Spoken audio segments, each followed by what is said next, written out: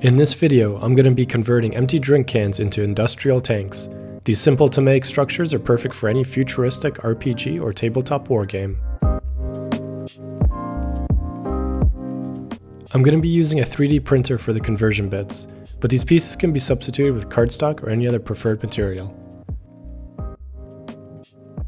There's a bunch of free conversion kits on Thingiverse that all do an awesome job at transforming cans into terrain pieces. The kit I'm using is one of the more popular ones and contains a bunch of different options. I'll make sure to leave a link in the description if you want to follow along. Once I have all my printed bits, the only other thing that's needed is an empty can. The top of the can curves upwards and prevents the printed piece from sitting flush. So I'm going to be removing the majority of the lid to ensure that the piece can sit snugly within the can. The glue I'll be using is quick-dry wood glue. I tend to fiddle with the placement of my pieces, so something that dries instantly like a hot glue gun doesn't work the best for my process. I find that wood glue has the benefit of allowing working time with a decently quick dry time. Here's a tip for fixing somewhat failed prints. Instead of throwing them away, use some ready-made spackle to fill the gaps. This stuff is great for filling in failed prints like these, and once painted, you'll never be able to tell the difference. The building process is fairly straightforward, as you can see in this next little bit.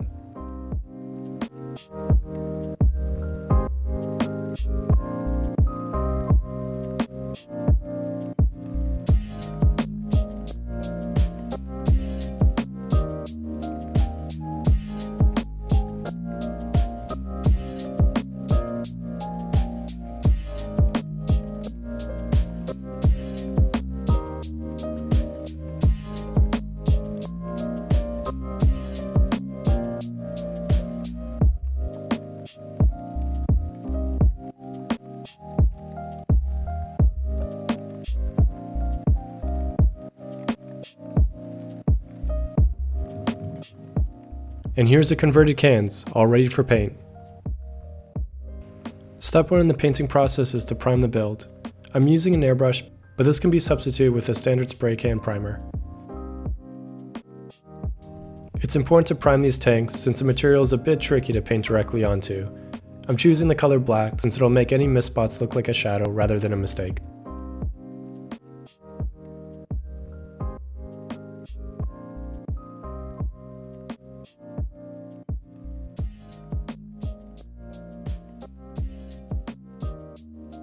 Next step is to coat the entire tank in a dark brown. I'll be using a makeup brush to apply this coat of paint. Here you can see me applying the brown paint with a stippling technique. This will hide any brush strokes and also give a nice subtle industrial texture. This is one of those rare scenarios where you'll actually want to continuously brush areas that the paint has not yet fully dried in order to get more texture.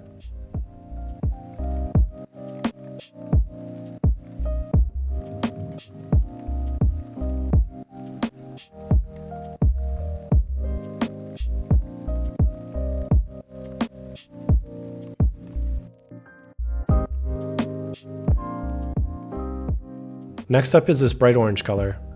Paired with the dark brown, this is going to give the tank an old and rusty look. I'm using an airbrush for this step, but this can be substituted with a paintbrush and stippled on like the previous color.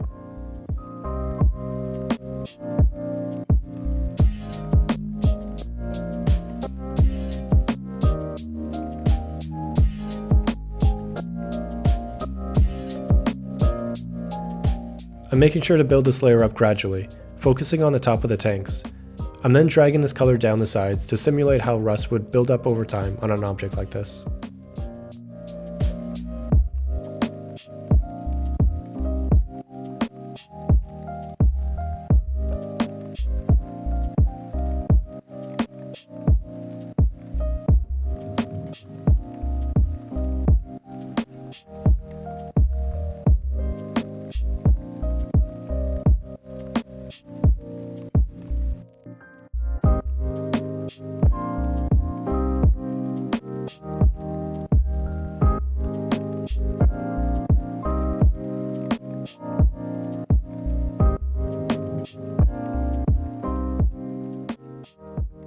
Adding some numbers to these terrain pieces will help add some visual contrast and give these another level of detail.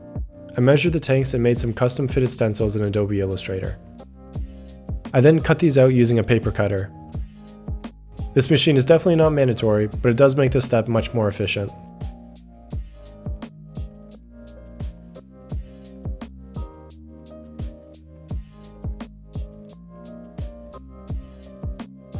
The paper I'm using is nothing special, just standard copy paper.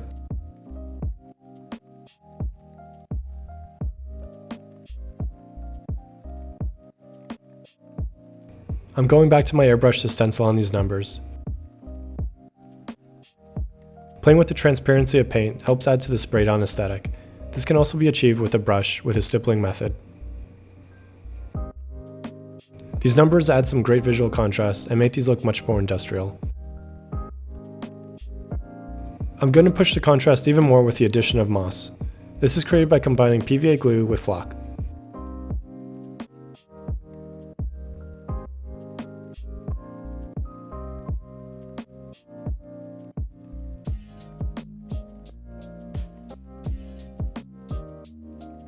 Adding some greenery to these rusty looking tanks will add another nice pop of color and texture.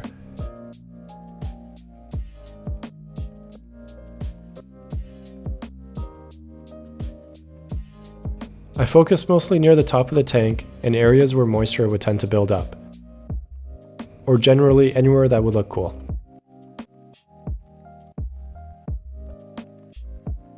Moss is also great at strategically covering up any gaps in the build.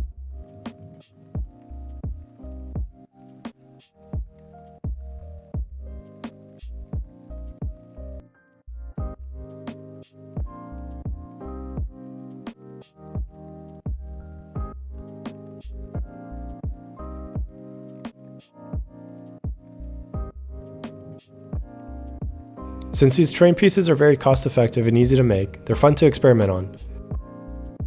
I had fun playing with different paint schemes and build variations throughout this process.